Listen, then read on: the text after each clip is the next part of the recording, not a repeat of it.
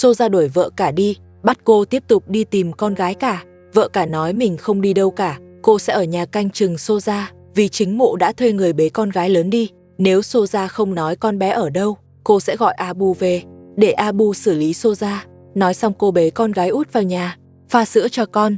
Xô ra lại đi theo. Mụ cấm vợ cả dùng nước trong nhà. Mụ nói căn nhà lớn giờ là của mụ, muốn dùng gì cũng phải xin phép mụ. Vợ cả bắt đầu cãi nhau với mụ. Hai người lại lao vào đánh nhau. Lần này vợ cả chiếm thế thượng phong. Cô đánh Xô ra một trận. Xô ra không đánh lại được. Mụ tức giận ném lon sữa của con gái út xuống đất. Sữa bột vung vãi khắp nơi. Vợ cả cúi xuống nhặt. Xô ra lại quát cô dừng tay. Mụ nói đồ rơi xuống đất cũng là của mụ. Bắt vợ cả mau rời khỏi nhà. Vợ cả thật sự quá hiền. Bị bắt nạt đến mức này vẫn không dám ra tay nặng. Chẳng hiểu cô sợ Xô ra điều gì. Vợ cả quá nhân hậu. Sống trong hoàn cảnh như thế, hiền là sẽ bị bắt nạt. Vợ cả chỉ có mạnh lên mới đứng vững được. Cây chổi trong tay cô chỉ để làm cảnh. Giá mà cô dùng chổi dạy dỗ Xô ra. Nhìn mà người xem cũng sốt ruột. Xô ra biết vợ cả không dám ra tay, nên lại càng lộng hành hơn. Mụ kéo vợ cả ra ngoài, đuổi cô khỏi nhà, không cho cô ở lại. Căn nhà lớn là của mụ. Vợ cả lại bị bắt nạt. Cô ngồi bệt xuống đất khóc. Xô ra bế con gái út vào lòng, rồi nói với vợ cả, chỉ cần cô đồng ý rời khỏi nhà, tôi đảm bảo sẽ không bắt nạt cô nữa, kể cả con của cô. Còn nếu cô không nghe lời, tôi sẽ xử cả cô lẫn con bé. Mụ ép vợ cả phải quyết định ngay. Mụ không có kiên nhẫn chờ đợi. Vợ cả dần hiểu ra, ở lại nhà chỉ tiếp tục bị bắt nạt. Con gái lớn đã mất tích 5 ngày rồi, nhưng chẳng ai trong nhà đi tìm. Ông bố chồng bận đi tìm Maria nói chuyện, bà mẹ chồng thì không rõ tung tích. Abu cũng không quay về tìm con. Giờ cô có thể khẳng định chính là Xô ra làm. Ngay cả sữa bột người quay phim mang cho con út, Xô ra cũng muốn cướp. Ngôi nhà này không thể ở tiếp nữa. Hôm nay cô rửa lại bát đĩa. Đợi khi tìm được con gái lớn, cô sẽ dẫn các con ra ngoài dựng nhà. Còn Abu chọn thế nào, cô cũng không quan tâm nữa. Cô buộc phải mạnh mẽ lên, như vậy mới không bị họ ức hiếp. Xô ra cướp không được sữa, liền bắt vợ cả giặt đồ cho con mụ. Vợ cả từ chối. Xô ra cũng không che giấu nữa. Mụ bắt vợ cả phải nghe lời, rồi sẽ cho cô đoàn tụ với con gái lớn. Xô ra tự lộ mặt mình. Vợ cả cũng không hề bất ngờ. Điều này chứng tỏ con gái lớn đang ở với bà mẹ chồng. Ít nhất con bé vẫn an toàn. Nếu vợ cả muốn rời khỏi đây, người kể chuyện sẵn sàng lái xe đưa đi. Xô ra không chỉ thuê người bế con gái lớn đi, giờ còn cưỡng ép vợ cả, bắt cô giặt đồ cho cặp song sinh của mụ. Mụ cấu kết với bà mẹ chồng. Thảo nào quan hệ giữa hai người tốt như vậy. Nếu là tôi trong vai vợ cả, đã gọi công an đến bắt Xô ra rồi, để mụ chịu trừng phạt thích đáng. Nếu không mụ sẽ càng quá đáng. Nhưng vợ cả không làm vậy. Cô chỉ nói với Xô ra, cô không muốn cãi nhau nữa, cô chỉ muốn sống yên ổn. Xô ra nói, muốn yên ổn thì cũng được, chỉ cần giặt đồ, nấu ăn và trông cặp song sinh cho mụ. Vợ cả hiểu ra, Xô ra coi cô như người giúp việc. Cô bắt đầu phản kháng. Những kẻ bắt nạt kẻ yếu sợ kẻ mạnh, phải cứng rắn với mụ, để mụ biết cô không dễ bị chọc. Thấy vợ cả cứng rắn, Xô ra liền chùn bước. Mụ cầm quần áo song sinh đi giặt. Giặt xong, mụ quay vào nhà trông con. Người quay phim hỏi Xô ra, bắt mụ nói ra tung tích con gái lớn, nếu không sẽ gọi công an đến bắt mụ. Xô ra mắng người quay phim nhiều chuyện. Vợ cả còn không báo người bắt tôi, ANH lo thay làm gì. Người quay phim đành bỏ đi.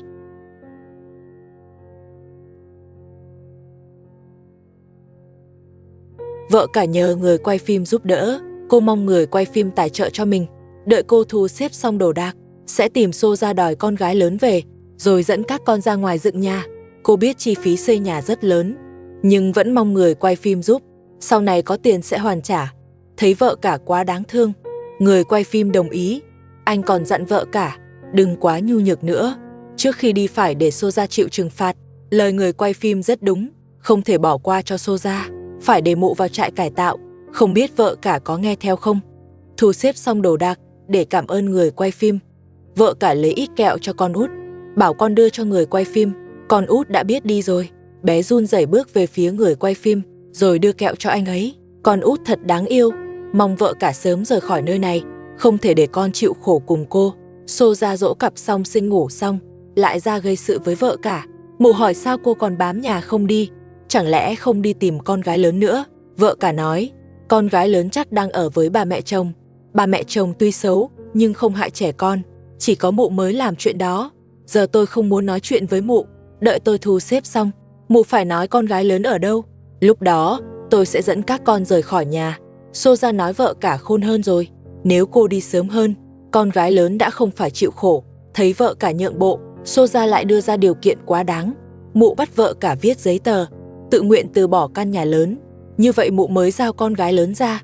Vợ cả nói dù không ở nhà nữa, cô cũng không từ bỏ căn nhà lớn. Bảo Soja đừng quá đáng, không thì sẽ gọi công an bắt mụ.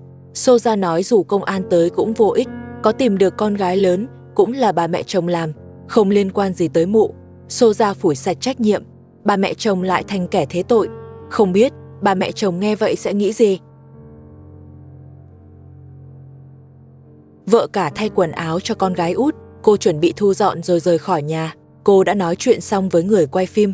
Người quay phim đồng ý bỏ tiền giúp cô xây nhà, thu xếp xong cho con gái út. Vợ cả cầm quần áo bẩn đi giặt. Đúng lúc này Soja xuất hiện, mụ giật lấy chậu giặt đồ, rồi hất hết quần áo xuống đất. Mụ không cho vợ cả dùng đồ trong nhà. Mụ nói tất cả đồ đạc đều là của mụ, chưa được mụ cho phép thì không được dùng. Soja không cho vợ cả dùng, hai người lại bắt đầu cãi nhau. Vợ cả nói không muốn đôi co với mụ, cô chắc chắn sẽ rời khỏi đây, thu xếp xong là đi ngay. Lúc này Soja mới đưa chậu cho cô. Ngay khi vợ cả đi lấy bột giặt, Soja lại cầm chậu tới, đổ hết quần áo con mụ vào, bắt vợ cả giặt giúp. Mụ còn nói với vợ cả, nếu không giặt cho mụ thì đừng mơ giặt đồ của mình, vì trong nhà này mụ quyết định. Sau đó lại tiếp tục bắt nạt vợ cả. Soja thật quá đáng, chưa từng thấy ai bá đạo như vậy. Vợ cả cũng vậy, cô đáng lẽ phải phản kháng. Xem mà người kể tức nghẹn.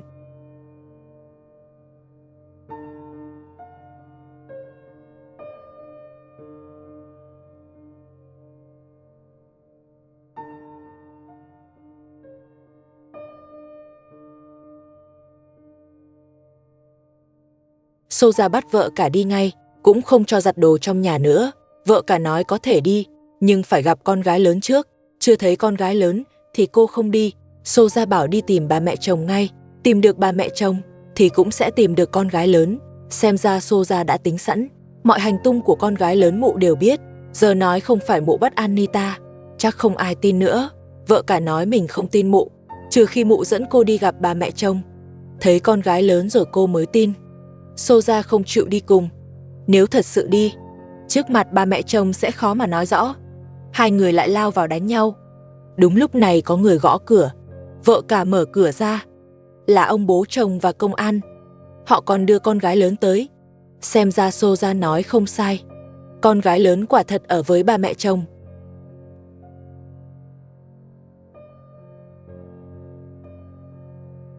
Con gái lớn mất tích cuối cùng đã về. Vợ cả ôm chặt con gái lớn vào lòng. Cô hỏi con có bị thương không.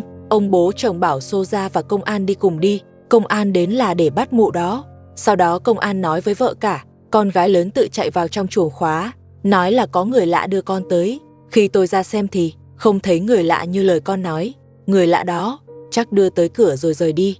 Vợ cả nói với công an, chính Soja sai người làm việc này, bảo công an bắt mụ lại. Soja lại qua bắt nạt vợ cả.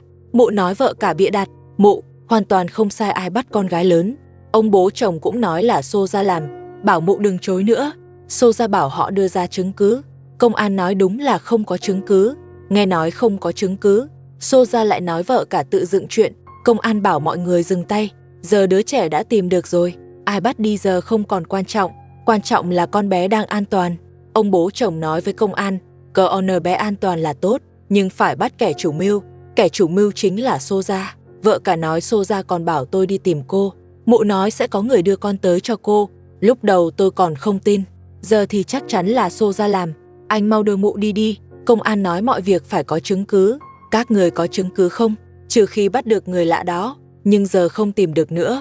Tôi cũng hết cách rồi. Chúng tôi còn nhiều việc phải làm, không có thời gian đứng đây nói chuyện. Rồi anh ta lấy giấy ra bảo họ ký. Ký xong là coi như xong việc. Ông bố chồng nói làm việc kiểu gì vậy? Không bắt được người đã kết thúc sao? Các anh làm tôi thất vọng quá. Công an nói công việc của họ là vậy, tìm được đứa trẻ là đủ rồi. Vợ cả lại hỏi công an, chẳng lẽ để Soja tiếp tục như vậy sao? Soja lại qua bắt nạt vợ cả. Mụ nói mình chưa từng làm gì cả, là vợ cả vu oan mụ. Công an bảo họ dừng lại, còn gây chuyện nữa, tôi bắt cả hai đi. Soja lại đẩy vợ cả một cái. Mụ nói con gái lớn đã về rồi, giờ cô có thể dắt con đi lang thang. Vợ cả nói không tống Mụ vào trong thì cô không đi đâu hết. Hai người lại chuẩn bị cãi nhau. Công an bảo họ chờ chút, anh nói việc của tôi đã xong rồi, con bé cũng đã tìm được. Chuyện mâu thuẫn trong nhà các người tôi không quản được. Xô Gia lại bắt đầu đuổi vợ cả. Xô Gia lại tiếp tục cãi nhau với vợ cả. Mụ bắt vợ cả trông coi cặp song sinh. Vợ cả nói, con của Mụ, cớ gì bắt ta trông? Chuyện Mụ tìm người bế con gái lớn đi, ta còn chưa tính sổ với Mụ. Xô Gia nói, sao cô biết là ta? Ngay cả công an cũng không có chứng cứ. Cô còn nói nữa, ta kiện cô vu khống. Con gái lớn nói với vợ cả, con nghe Xô Gia gọi điện cho người bắt con, rồi họ mới đưa con tới chỗ công an. Vợ cả dặn con gái lớn tránh xa Xô Gia. Mụ quá đáng sợ, sau này tuyệt đối đừng lại gần Mụ. Xô Gia giặt xong quần áo, lại quay sang gây chuyện với con gái lớn. Mụ đe dọa, nếu còn vu oan cho ta sẽ không nương tay đâu. Xô Gia ngay cả trẻ con cũng không tha.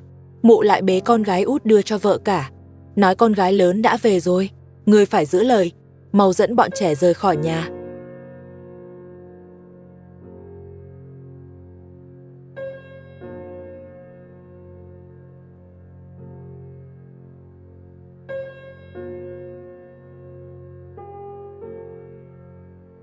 Con gái lớn thấy Xô Gia bắt nạt mẹ, liền đứng ra chắn trước mặt. Xô Gia bảo con bé tránh ra, không thì ta xử cả ngươi. Xô Gia thật quá độc ác, vợ cả cũng quá mềm yếu, ở lại đây chỉ khiến hai đứa trẻ cùng chịu khổ. Con gái lớn còn dũng cảm hơn mẹ, con bé cầm chiếc dép tiến tới Xô Gia, rồi ném thẳng vào người Mụ. Con gái lớn thật gan dạ, Xô Gia lại cầm dép định đánh con gái lớn. Đúng lúc này ông bố chồng đi ra, ông hỏi sao lại bắt nạt trẻ con. Xô Gia nói con gái lớn bắt nạt Mụ, Mụ mới là người bị hại. Ông bố chồng quát, ngươi nói láo quen rồi, một đứa trẻ sao bắt nạt được ngươi? Nếu không phải ngươi tìm người bế nó đi, nó sao lại sợ ngươi như vậy? Ngươi đúng là ác quỷ. Ông bố chồng hỏi sao bà mẹ chồng chưa về. Xô Gia nói Mụ không biết, bảo ông tự đi tìm. Ông bố chồng cảnh cáo, nếu còn âm mưu gì nữa, ông sẽ không tha cho chúng. Vợ cả dẫn các con vào trong nhà. Cô hỏi người quay phim, lời hôm qua còn tính không? Cô nói không thể ở lại đây nữa, cô muốn dẫn các con rời đi. Người quay phim nói lời mình nói luôn giữ, chỉ cần cô gặp khó, tôi sẽ luôn giúp cô. Nói xong bảo vợ cả thu dọn đồ, lập tức dẫn các con rời đi. Vợ cả bị bắt nạt, đến mức không thể ở lại trong nhà nữa. Cô dưới sự giúp đỡ của người quay phim, chuẩn bị dẫn các con ra ngoài xây nhà. Ông bố chồng nghe tin cô muốn đi liền ngăn cản. Ông nói cô đi rồi, thì bữa ăn hàng ngày của tôi tính sao? Lỡ tôi bị bệnh thì phải làm sao? Cô không thể chỉ nghĩ cho bản thân, cũng phải nghĩ cho tôi nữa. Vợ cả nói với ông rằng cô luôn bị Xô Gia và bà mẹ chồng bắt nạt. Nếu tiếp tục ở lại, thì cả cô và các con đều gặp nguy hiểm. Vì sự an toàn của các con, cô buộc phải rời khỏi đây và mong ông bố chồng hiểu cho mình. Nói xong liền bắt đầu thu dọn đồ cho con gái út. Ông bố chồng nói các con còn quá nhỏ, cô nỡ dẫn chúng lang thang nơi hoang dã sao? Hay là cứ ở lại trong nhà đừng đi nữa? Vợ cả nói căn nhà lớn không đứng tên cô, dù có ở lại cũng sẽ bị bà mẹ chồng ép buộc. Bà mẹ chồng còn chuẩn bị giao nhà cho Xô Gia, vậy thì cô cũng không cần ở lại nữa. Vợ cả coi như đang hỏi xin ông bố chồng căn nhà. Ông bố chồng quát Xô Gia im miệng. Ông nói vợ cả rời đi đều là vì Mụ. Xô Gia nói chuyện đó không liên quan đến mình, rằng sau này trong nhà sẽ không ai bắt nạt cô nữa, bảo cô ở lại chăm sóc ông, nhưng tuyệt nhiên không nhắc đến chuyện nhà cửa. Ông bố chồng thật sự quá ích kỷ. Ông giữ vợ cả lại chỉ để cô làm bảo mẫu, rồi lại kéo cô quay trở về. Xô Gia lại tiếp tục đuổi cô đi, nói rằng căn nhà không có phần của cô, nhà đã được bà mẹ chồng hứa cho Mụ rồi. Ông bố chồng đứng bên cạnh nhìn mà không ngăn cản. Vợ cả nói với Xô Gia, dù tôi có rời đi thì căn nhà cũng không bao giờ thuộc về cô cứ ở lại hầu hạ bọn họ đi. Nói xong liền dẫn con gái lớn rời đi. Xô Gia vẫn đứng nhìn họ thúc giục đi nhanh. Ông bố chồng nói với Xô Gia rằng Mụ đã đuổi vợ cả đi, sau này cơm nước trong nhà và dọn dẹp sân vườn đều do Mụ làm. Ông bố chồng lại tìm được bảo mẫu mới, ông cũng không còn ngăn cản vợ cả nữa. Mọi người thấy sao? Vợ cả không đồng ý với người quay phim về việc vào thành phố thuê nhà ở, mà lại chọn dựng lều trong núi. Nơi này gần với ngôi làng của họ. Có lẽ vợ cả đang chờ Abu quay về, đến lúc đó Abu có thể dẫn cô rời khỏi đây. Người quay phim cũng không thuyết phục được cô, chỉ đành làm theo ý của vợ cả. Anh mang cho vợ cả một ít đồ ăn và dụng cụ. Vợ cả đã cảm ơn anh, sau đó sắp xếp đồ ăn gọn gàng, rồi cầm dụng cụ bắt đầu làm việc. Do sườn núi không có mặt đất bằng phẳng, nên không thể dựng lều được. Vợ cả chuẩn bị dùng dụng cụ sơ ăn ở phẳng mặt đất trước, rồi sau đó từ từ xây dựng. Đừng thấy con gái cả mới 4 tuổi, mà cô bé cũng cầm dụng cụ giúp mẹ. Cô con gái út lặng lẽ ngồi dưới đất, nhìn mọi người làm việc. Vợ cả thật sự quá hiền lành, làm việc thì không chê vào đâu được, nhưng đầu óc đối phó người khác thì không ổn. Điều đó cũng khiến cô ở trong nhà luôn bị ba mẹ chồng và Soja bắt nạt. Đáng hận nhất vẫn là ông bố chồng. Giờ ông đã tìm được Soja làm bảo mẫu, liền quên sạch những điều tốt vợ cả từng làm cho ông, cũng không còn quan tâm tới họ nữa. Giờ ông còn có thời gian đi tìm Maria trò chuyện. Rõ ràng trong nhà có nhà để ở, vậy mà ông bố chồng lại đem nhà đi lấy lòng Maria. Thật không hiểu ông ta nghĩ gì nữa. Ông chỉ lo bản thân được thoải mái. 2 căn nhà trong nhà, sớm muộn gì cũng bị Maria và Soja lừa mất. Đến lúc đó, ông mới nhớ ra sự tốt của vợ cả. Vợ cả chọn dựng lều ở vị trí này cũng khá ổn. Ít nhất đất ở đây không có đá, đào lên cũng dễ hơn. Đào được một lúc vợ cả bắt đầu thấy nóng, liền cởi áo ngoài đắp cho con gái út. Dù sao thời tiết giờ vẫn còn lạnh, lỡ con bé bị cảm thì phiền phức. Dù đã đắp áo cho con gái út, vợ cả vẫn lo con bị cảm lạnh, nên bảo con gái cả đi nhặt thêm củi để mang về sưởi ấm. Con gái cả bắt đầu nhặt củi khắp sườn núi. Cô bé trông chẳng khác gì người lớn thu nhỏ, sau này lớn lên chắc chắn còn giỏi hơn vợ cả. Ít nhất khi bị người khác bắt nạt, cô bé dám đứng ra phản kháng. Chẳng mấy chốc con gái cả đã nhặt đủ củi, rồi đi xin người quay phim que diêm. Khi nhận được diêm, cô bé còn lễ phép cảm ơn người quay phim, sau đó bảo mẹ nghỉ một chút để nhóm lửa, để 2 chị em sưởi ấm. Lửa được nhóm lên, con gái cả lại quay sang cảm ơn người quay phim lần nữa. Dáng vẻ của cô bé thật sự rất đáng yêu. Dù hiện tại họ đang lang thang, nhưng trên gương mặt cô bé không hề thấy chút buồn nào. Vợ cả lấy bánh nang người quay phim mang theo, ngồi xuống ăn cùng các con. Ăn xong, vợ cả lại tiếp tục làm việc. Hôm qua, vợ cả đã đào móng suốt cả ngày, ban đêm ôm 2 đứa trẻ ngủ lại tại đây. Khi người quay phim đến thì vợ cả vẫn chưa tỉnh, xem ra cô đã mệt lả rồi. 2 đứa trẻ thì đã tỉnh từ sớm. Con gái lớn đang gọi em gái mà không đánh thức mẹ, nhưng động tĩnh của chúng vẫn làm vợ cả tỉnh giấc. Người quay phim mang đồ tiếp tế tới, rồi lại khuyên vợ cả, ở đây ban đêm rất dễ bị cảm lạnh, nên thuê nhà gần đó để ở thì hơn. Vợ cả lại từ chối. Cô cầm dụng cụ tiếp tục làm việc, muốn nhanh chóng đào ra một khoảng đất trống. Cô bảo chỉ cần mang cho mình một cái lều là được. Vợ cả là người lương thiện, cô không muốn người quay phim tốn kém vì anh ấy đã giúp cô quá nhiều rồi. Đào được một lúc, vợ cả qua xem con gái út, rồi lấy chăn đắp cho con. Con gái lớn hiểu chuyện liền cầm dụng cụ làm tiếp. Con bé thật sự rất đáng yêu. Vợ cả cũng thấy thương con gái lớn, dù sao con bé vẫn còn quá nhỏ mà đã phải theo mẹ ra ngoài chịu khổ, nên bảo con gái lớn qua nghỉ ngơi một lát, rồi xách nước về chuẩn bị đun nước pha trà. Nước vừa được đun lên, vợ cả lại tiếp tục quay về làm việc. Lý do vợ cả không chịu rời khỏi nơi này có lẽ là đang chờ Abu, vì Abu vẫn khá quan tâm tới cô. Nếu Abu biết cô sống ở đây, chắc chắn sẽ tới tìm cô. Tội nghiệp vợ cả ở trong nhà, luôn chịu khó chịu khổ, chăm lo ăn ở cho ông bố chồng, giờ lại bị Soja đuổi ra ngoài. Ông bố chồng cũng không đứng ra bênh vực cô. Những điều tốt vợ cả từng làm cho ông đều đã bị ông quên sạch. Maria chỉ là người ngoài, vậy mà ông bố chồng còn cho cô ta ở nhà miễn phí, lại còn mang đồ cho cô ta. Thật không hiểu ông bố chồng nghĩ gì nữa. Chẳng lẽ Maria lại có sức hấp dẫn đến vậy sao? Chỉ có thể nói, ông bố chồng không phải người tốt. Ông đã hoàn toàn bị Maria mê hoặc. Rồi sẽ có một ngày, ông bố chồng bị Maria lừa đến trắng tay. Một người như vậy cũng không đáng để vợ cả tiếp tục đối tốt. Vợ cả ra ngoài là đúng, ít nhất không còn bị Soja và bà mẹ chồng bắt nạt. Chỉ mong Abu sớm tới tìm cô. Trong núi quá lạnh, vợ cả đã pha xong trà, gọi con gái lớn lại uống. May mà sáng nay người quay phim tới, đã mang cho họ ấm đun nước, nếu không thì họ chỉ có thể uống nước lạnh. Con gái lớn còn hỏi mẹ, bao giờ chúng ta mới được ở trong lều? Vợ cả nói với con là sắp rồi, chỉ cần san phẳng mặt đất xong là có thể dựng lều được.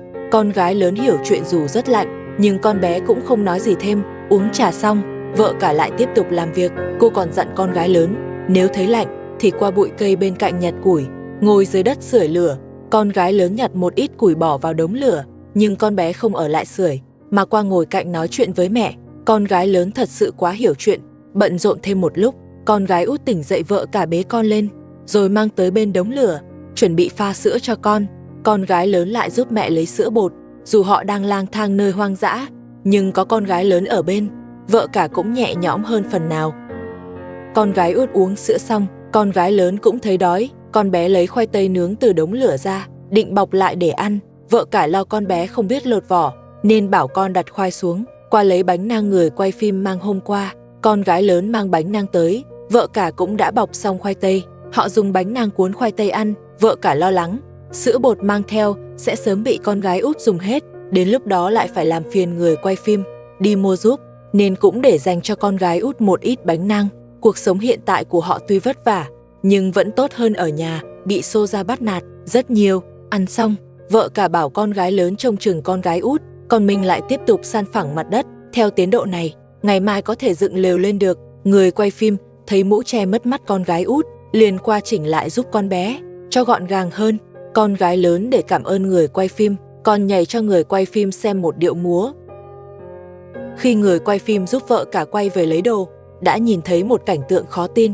Ba mẹ chồng lại xuất hiện trong nhà, không biết là ai đã gọi bà ta quay về, có thể là Soja, cũng có thể là ông bố chồng. Xem ra việc đuổi vợ cả đi là do tất cả bọn họ cùng nhau sắp đặt, nếu không thì sao vợ cả vừa rời đi thì bà mẹ chồng đã quay về. Chồng cũ của Maria đang gây chuyện với ông bố chồng. Anh ta hỏi ông bố chồng, có phải hôm qua lại đi tìm Maria không? Ông bố chồng liếc nhìn bà mẹ chồng, rồi nói với chồng cũ Maria rằng mình không có đi. Chồng cũ Maria nói ông bảo là không đi. Vậy đồ ăn trong nhà, có phải ông mang qua đó không? Tôi nói cho ông biết, tôi và Maria đã làm hòa rồi. Ông làm như vậy sẽ ảnh hưởng tới tình cảm vợ chồng chúng tôi. Ông bố chồng thấy chuyện mình bị lộ, liền không giấu nữa. Ông nói Maria là người thuê nhà của mình. Tại sao tôi không thể tới trò chuyện với cô ấy? Hơn nữa hai người còn chưa tái hôn. Maria gặp khó khăn tìm tôi giúp là chuyện bình thường. Bà mẹ chồng nghe không nổi liền đổi chỗ đứng. Xem ra bà cũng không làm gì được ông bố chồng. Chồng cũ Maria bảo ông bố chồng sau này đừng chạy tới nhà Maria nữa. Chẳng qua chỉ là thuê nhà của ông thôi. Đến hạn tôi sẽ để Maria chuyển đi, tránh để ông cứ qua làm phiền cô ấy. Ông bố chồng nói dù đến hạn các người cũng không được đi, vì các người vẫn còn nợ tiền thuê nhà của tôi. Các người đi rồi tôi biết đòi ai. Bà mẹ chồng lên tiếng, bà nói tiền thuê không cần nữa, đến hạn thì để Maria đi. Chồng cũ Maria nói như vậy cũng được. Ông bố chồng nói không được, nếu không thì tôi bị thiệt. Rõ ràng ông bố chồng chỉ muốn giữ Maria lại, xem mình còn cơ hội không. Ông bố chồng tính toán rất kỹ, chỉ nghĩ tới Maria, hoàn toàn không nghĩ cho vợ cả và các con. Chồng cũ Maria nói với ông bố chồng, ông không cho Maria chuyển đi cũng được, nhưng sau này đừng tới làm phiền cô ấy nữa. Ông bố chồng tức giận, ông bảo chồng cũ Maria cút đi, nhà của tôi quyết, tôi muốn đi thì đi. Bà mẹ chồng khuyên ông bố chồng bình tĩnh, cứ đợi hết hạn rồi để Maria đi. Ông bố chồng nói không được, Maria đáng thương như vậy, sao lại đuổi cô ấy đi? Nếu còn đi tìm Maria thì anh ta sẽ không nương tay. Nói xong liền rời đi. Người quay phim mang sữa bột tới cho vợ cả bảo con gái lớn qua nhận lấy. Con gái lớn nhận sữa bột rồi đặt vào chiếc giỏ. Con gái út nằm trên mặt đất, tự cầm bình sữa uống. Nhìn thật sự rất tội nghiệp. Điều này không thể trách vợ cả kém cỏi, chỉ có thể trách gia đình ông bố chồng quá độc ác. Làm sao họ có thể nhẫn tâm đuổi một người lương thiện như vợ cả ra ngoài? Huống chi cô còn dẫn theo 2 đứa trẻ.